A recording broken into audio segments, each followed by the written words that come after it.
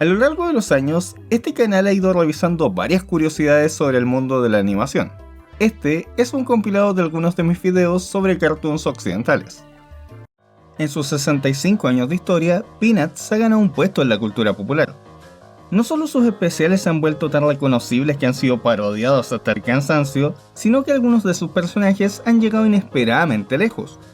Snoopy en particular es tan icónico que, además de ser la mascota de la empresa de seguros MetLife desde los años 80, ha sido utilizado como símbolo tanto por la Fuerza Aérea de los Estados Unidos como por la NASA, la cual, además de tener una estatua de él en el Centro Espacial Kennedy, entrega el Snoopy de plata como premio a sus trabajadores de seguridad y nombró los módulos de la misión Apolo 10 como Snoopy y Charlie Brown. Hasta la capucha que llevan los astronautas es conocida extraoficialmente como el gorro Snoopy por la forma y los colores. Como si fuera poco, en 2015, Snoopy fue incluido en el Paseo de la Fama de Hollywood, siendo el 16º personaje ficticio en ser incluido en la lista. Llama la atención que, siendo una franquicia tan grande, el nombre de la tira cómica Peanuts no tenga ninguna mención. Esto es especialmente raro considerando que estuvo en publicación permanente por casi 50 años. Para entender por qué, primero debemos entender la razón por la que lleva ese nombre. En los Estados Unidos, se usaba el término Peanut Gallery o Galería de Maníes para referirse a los asientos más baratos de un teatro.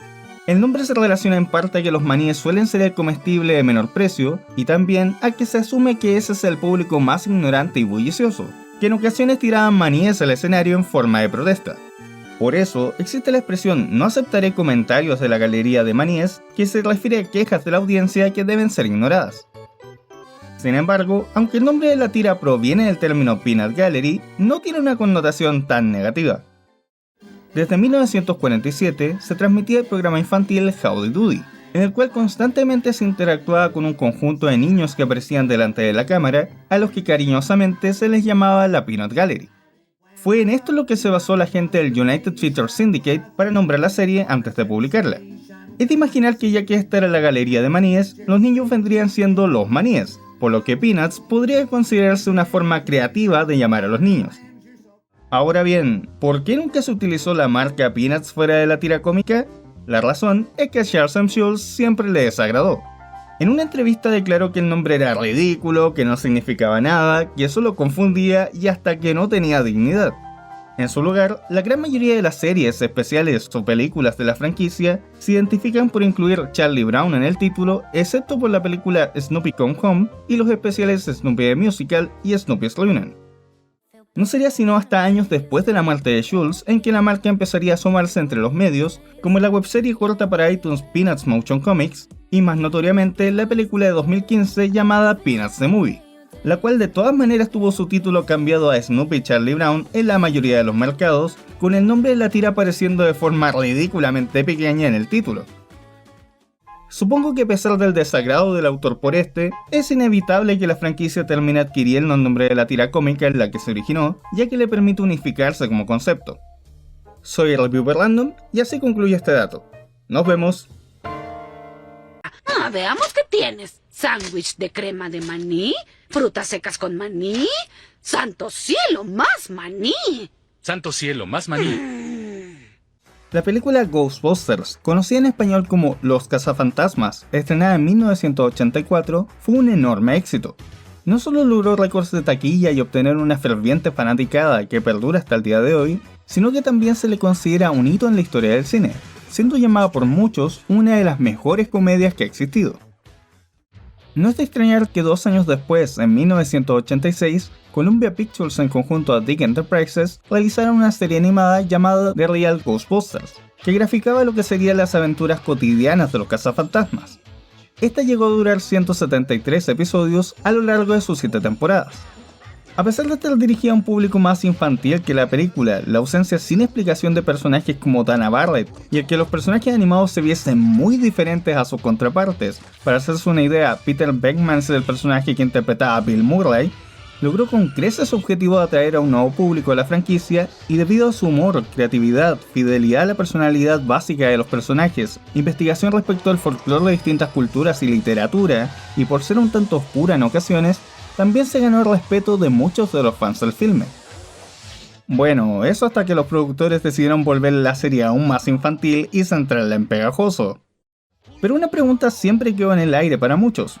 ¿Por qué se llamaba The Real Ghostbusters o los verdaderos cazafantasmas? ¿Acaso había cazafantasmas falsos? ¿Era para diferenciarlos de los de la película? En realidad, todo se resume a un asunto de derechos de nombre. En 1975, 9 años antes del estreno de la película, existió una serie llamada The Ghostbusters, realizada por la empresa Filmation.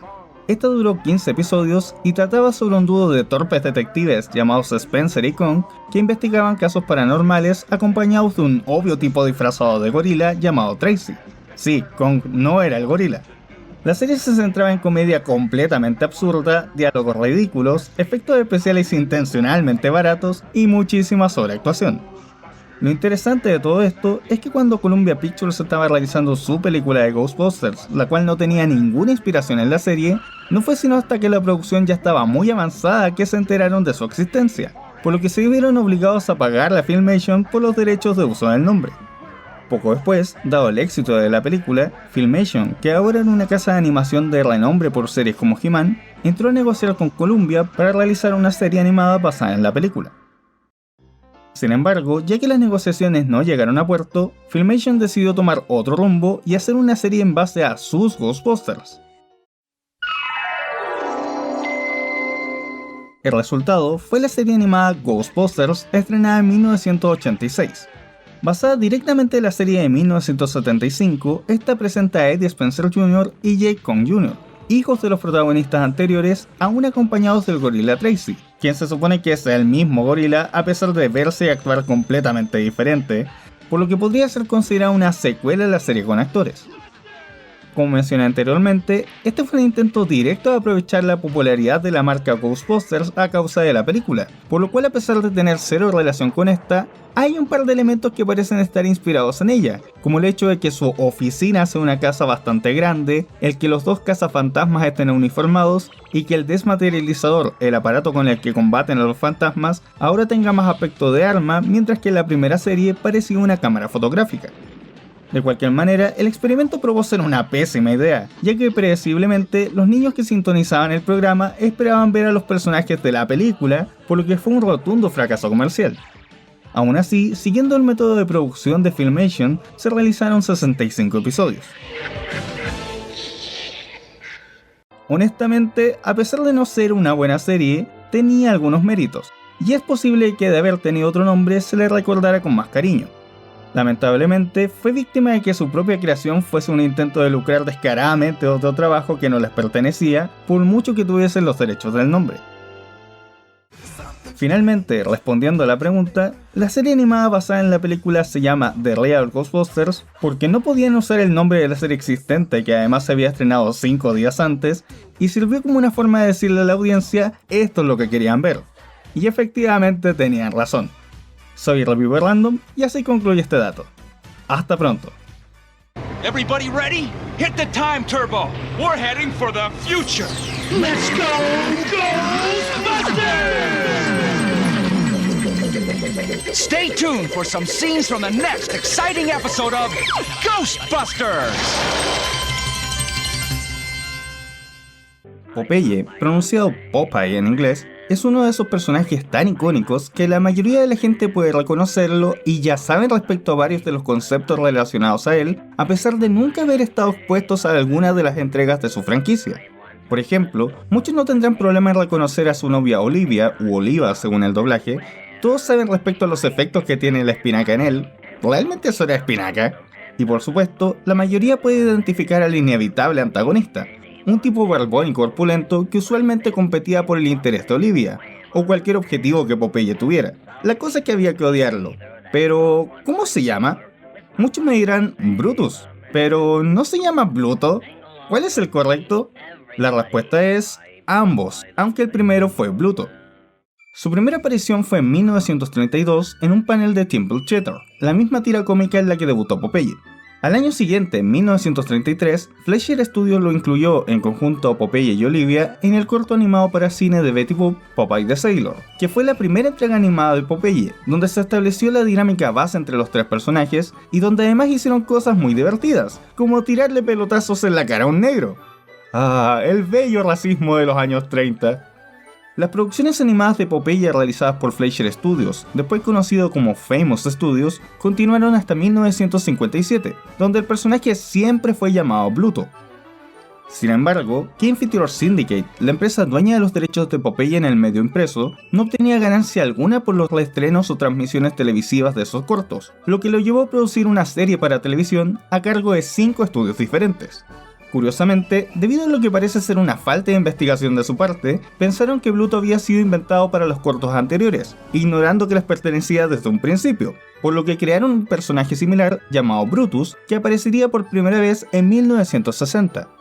La diferencia principal entre los dos personajes es que mientras que Bluto fue evolucionando a volverse más atlético y fornido con el paso del tiempo, Brutus es directamente obeso y su musculatura es algo secundario, algo bastante similar a como era Bluto originalmente.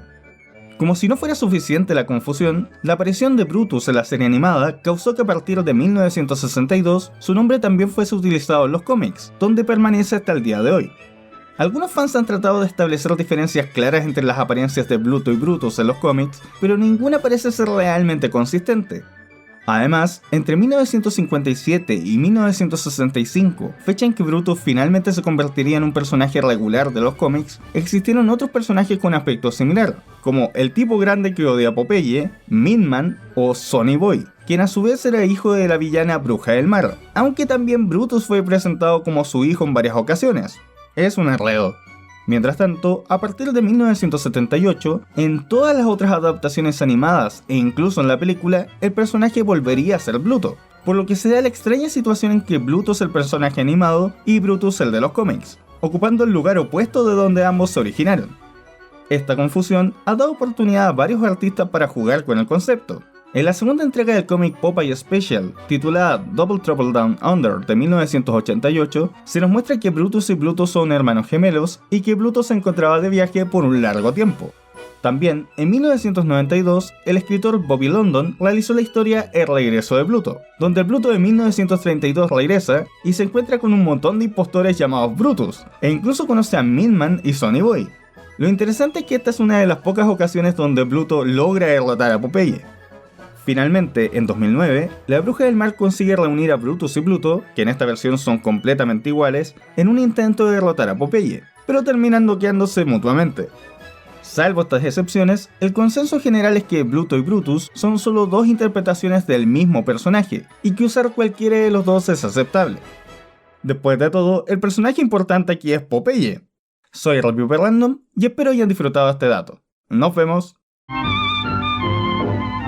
Princess, you're so beautiful. Why you... Disney definitivamente ha tenido muy mala suerte en sus incursiones en el mercado chino. En 1994, cuando se estrenó El Rey León, esta tuvo un inesperado éxito en China, volviéndose una de las películas más taquilleras en la historia del país hasta ese momento.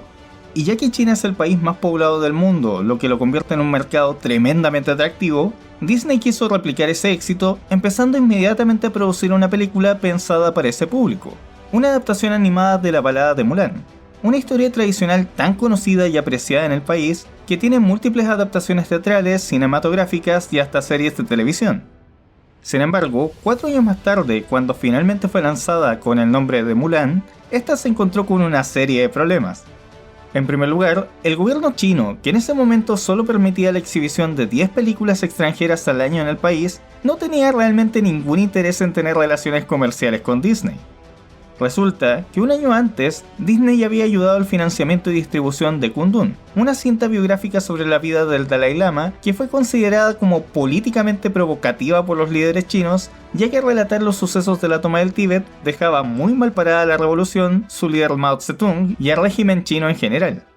De hecho, en respuesta a haber distribuido la película, el gobierno chino no solo prohibió la entrada al país a su director Martin Scorsese y a buena parte del equipo de producción, sino que también prohibieron todas las producciones de Disney de televisión y salas de cine y retiraron todos sus productos del mercado. Eventualmente, después de varios esfuerzos por, entre comillas, reparar el daño, la película fue permitida de exhibirse en los cines chinos recién un año más tarde, en 1999, en una cantidad muy limitada de cines y solo después de terminadas las celebraciones del Año Nuevo, que tradicionalmente es el periodo más lucrativo para el cine en ese país. Eso, sumado al hecho de que para ese entonces muchas de las personas interesadas ya habían pirateado la película, significó que esta no recaudara más de $30.000 en los cines chinos, siendo considerada un rotundo fracaso en ese mercado, a pesar de que en el resto del mundo resultara una de las películas más taquilleras jamás producidas por Disney. Y como si esto fuera poco, la recepción del público que sí fue a verla en China tampoco fue muy positiva. Las quejas más frecuentes, fuera de aquellas sobre los múltiples cambios a la leyenda original, eran sobre que el tono general del filme estaba muy occidentalizado. Por ejemplo, a muchos occidentales puede encantarles Mushu, pero resulta evidente que este gracioso e impulsivo personaje interpretado por Eddie Murphy no tiene nada de chino. Hasta intenta darle huevos con tocino a Mulan como desayuno, algo completamente estadounidense. Considerando que los dragones son sagrados en la cultura china, usualmente representando la sabiduría, no es sorpresa que esta representación fuese considerada hasta insultante por los más conservadores. Algo parecido pasó con la propia Mulan como protagonista, la cual fue criticada por ser demasiado individualista y orgullosa, que se consideran aspectos alejados del confucianismo, que valora mucho más la humildad y el sentido de comunidad. Incluso su diseño fue percibido por los chinos más como el de una coreana o incluso una persona occidental, recibiendo el apodo de Young Mulan o Mulan extranjera. Así es, la primera protagonista china creada por Disney fue rechazada por los propios chinos por considerarla demasiado occidental. Lo interesante es que esa no fue la primera vez que pasó algo así.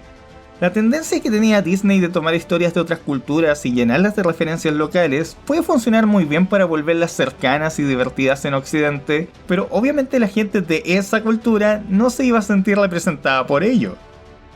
La película de Hércules, por ejemplo, donde las musas son representadas casi como si fueran afroamericanas cantando gospel, y los nombres de algunos personajes son acortados para hacerlos sonar como Phil o Meg, tampoco fue bien recibida por los griegos, con los medios y el público del país despedazando las críticas. Y si empezamos a hablar de la opinión que tuvieron los árabes sobre Aladdin, este video se va a alargar mucho. Pues bien, teniendo estas experiencias y muy buenos resultados posteriores con películas como Moana, que sí es muy apreciada por el público polinésico, la versión live action de Mulan era una gran oportunidad para Disney de producir un filme más apropiado culturalmente y potencialmente lograr un nuevo gran éxito en el codiciado mercado chino. Desafortunadamente, a pesar de todos los cambios que hicieron respecto a la animada, tampoco funcionó.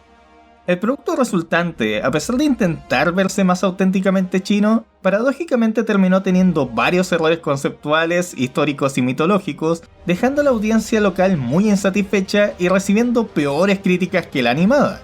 Algunos espectadores incluso compararon la película con cosas como las galletas de la fortuna, que no son chinas pero se venden en restaurantes chinos de Estados Unidos como si realmente lo fueran, criticando que esta reflejaba los estereotipos occidentales sobre su cultura en lugar de realmente representarla. Y como tiro de gracia, ya que ciertas escenas se grabaron en la ciudad de Xinjiang, con la producción recibiendo fuertes críticas a nivel internacional debido a la existencia de los llamados centros de reeducación que posee el gobierno chino en el sector, las autoridades del país decidieron prohibir a los medios locales el hacer cualquier mención sobre la película. Debido a esto, aunque en realidad tuvo mejores resultados económicos que la animada en el país, recaudando aproximadamente unos 23 millones en su primera semana, estuvo muy lejos de ser el gran éxito que Disney esperaba, especialmente porque a la fecha de este video aún no recupera ni sus costos de producción. En resumen, por distintos motivos, ambos intentos directos de explotar el mercado chino han sido fracasos vergonzosos, aunque al menos la primera película logró ser memorable por cosas positivas.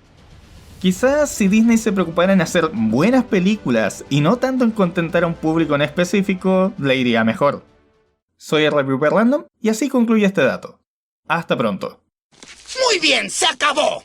¡Deshonor! ¡Deshonor sobre toda tu familia! ¡Toma nota! ¡Deshonrada tú! ¡Deshonrada tu vaca! ¡Basta!